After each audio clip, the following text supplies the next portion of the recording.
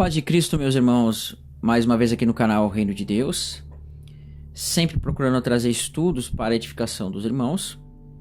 Hoje nós vamos trazer mais um estudo que vem tratar de coisas proféticas, tá?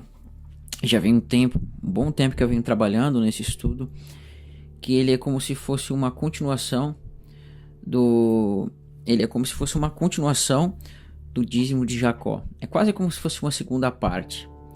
Mas ele também é um complemento para aquele estudo. Ele não é a segunda parte daquele estudo, mas ele é um complemento para aquele estudo que nós vimos aqui, Abalarei o Céu e a Terra, porque ele vai tratar de pontos sobre aquele vídeo. Então eu aconselho você a ver no canal. Eu vou deixar aqui na descrição o link dos dois vídeos, você deve ver, tá? Um que se chama Deus abalará céus e terra, e o outro se chama o dízimo de Jacó, porque ele trata de outros aspectos desse estudo, tá bom? Então hoje nós vamos ver porque o dízimo de Abraão, não botei nem Abraão porque aqui ainda era Abraão, né? Ele não tinha sido chamado de Abraão ainda. Porque o dízimo de Abraão, ele tem uma ligação com o grande dia do Senhor. Então a gente vai entender isso com calma no decorrer desse vídeo, tá? Eu penso que esse estudo a gente vai demorar em torno aí de 1 hora e meia talvez, mas eu vou tentar deixar ele menos tempo e a gente faz dividir em algumas partes, tá? Então, se você não é inscrito no canal, se inscreva, compartilhe o vídeo e os estudos para que outras pessoas possam ter acesso, tá bom? Não esqueça de dar o like. Então, como eu falei, esse vídeo ele tem uma ligação com o dízimo de Jacó. E o dízimo de Jacó em si, ele traz aspectos proféticos, né? Então, uma coisa que nós temos que entender, meus irmãos, é que na lei, quando Deus ele coloca certas coisas na lei, a gente vai perceber que certas coisas estão na lei porque alguns patriarcas tiveram atitudes e essas atitudes, Deus ele vai colocar essas atitudes como um tipo de ordenança, um tipo de mandamento na lei. Para quê? Para que as pessoas pudessem entender o caráter desses patriarcas, dessas pessoas. Nós vamos ver que na lei foi instituído o dízimo, ok?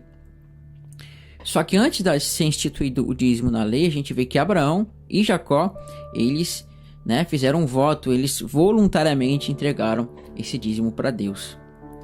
Mas Deus ele instituiu o dízimo na lei para quê? Para que você pudesse ver o caráter desses personagens e o que se passava na mente deles, né? Então o dízimo foi instituído para demonstrar os atos proféticos que esses personagens deram.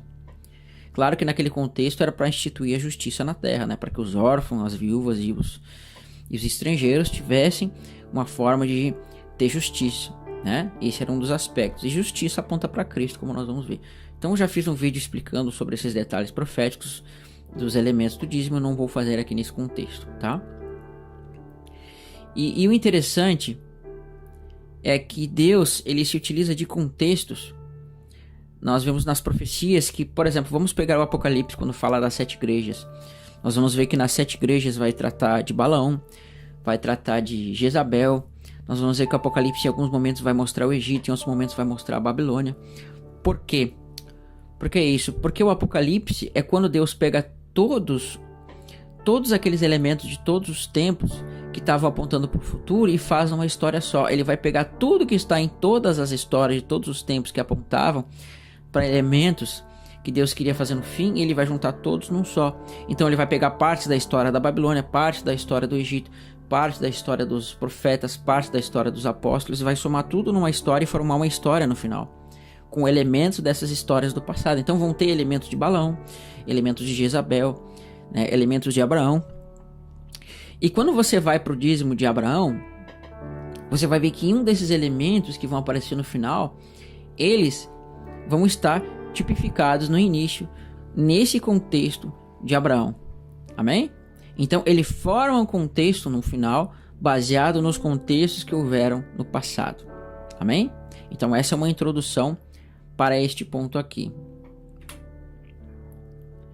Então vamos ler um pouquinho sobre esse dízimo de Abraão aqui, que está em Gênesis 14, do verso 17 ao verso 20, que vai dizer assim: após voltar Abraão de ferir a Kedorlaomer, que justamente era um dos reis da Babilônia, né?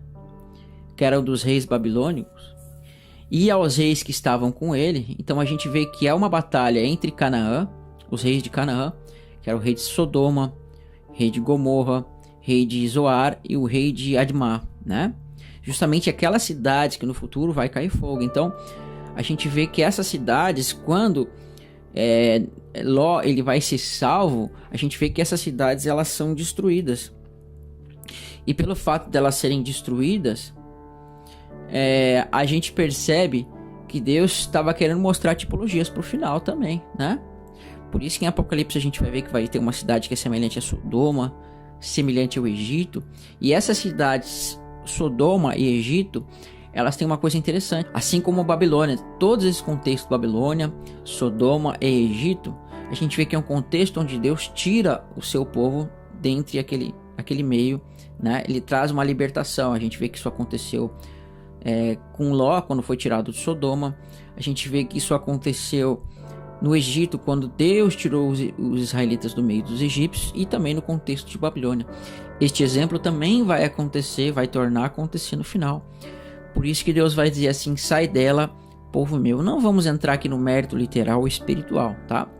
Mas quando ele diz assim: sai dela, povo meu, para que não seja participante dos seus flagelos, você pode perceber que é uma ligação lá com o que diz sobre Ló, né? Que Ló teve que sair da cidade para que ele não fosse participante desses flagelos. Agora, o interessante é que nesse contexto a gente vai ver que diz assim que Abraão, né? E após voltar Abraão de ferir a Quedorlaomer e aos reis que estavam com ele, saiu ao encontro o rei de Sodoma no vale de Safé, que é o vale do rei. Melquisedeque, rei de Salém, trouxe pão e vinho, né? Então a gente vê que depois que Abraão ele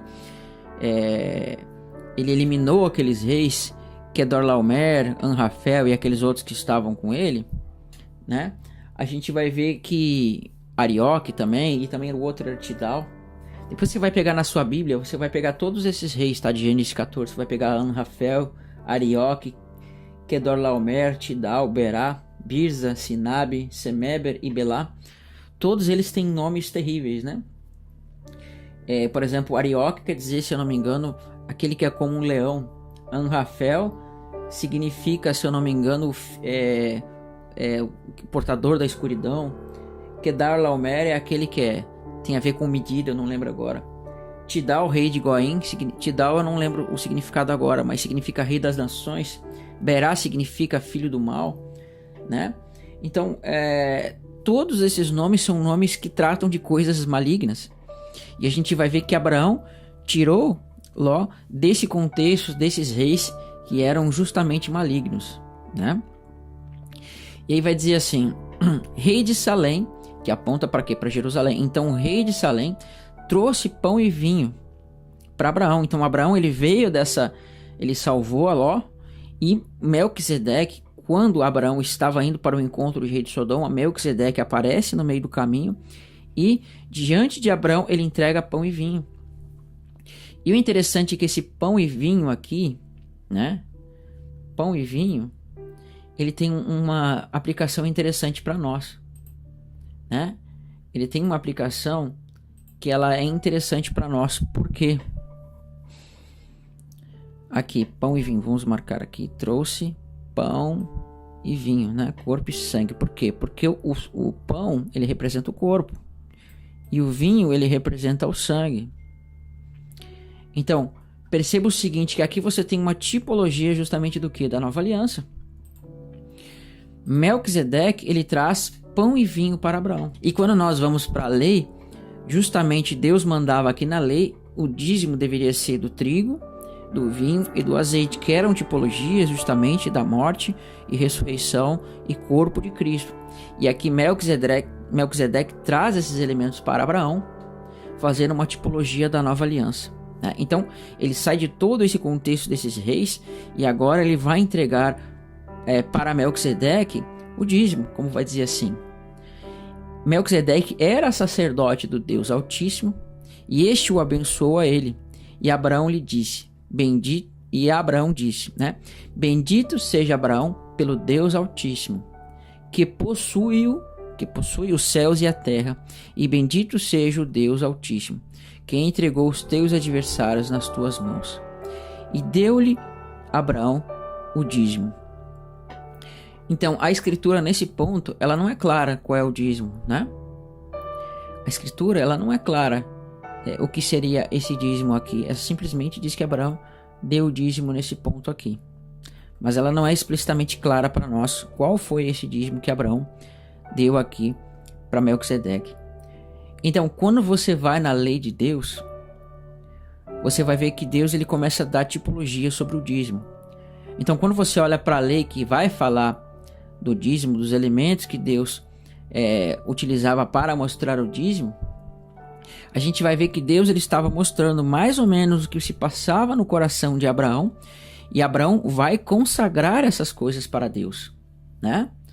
Assim como na lei Deus mandava consagrar determinados elementos, e ele mandava ter determinadas atitudes, Deus ele quis mostrar por meio dessas coisas que estão escritas na lei, o caráter de como Abraão e Jacó deram o dízimo para Deus, tá?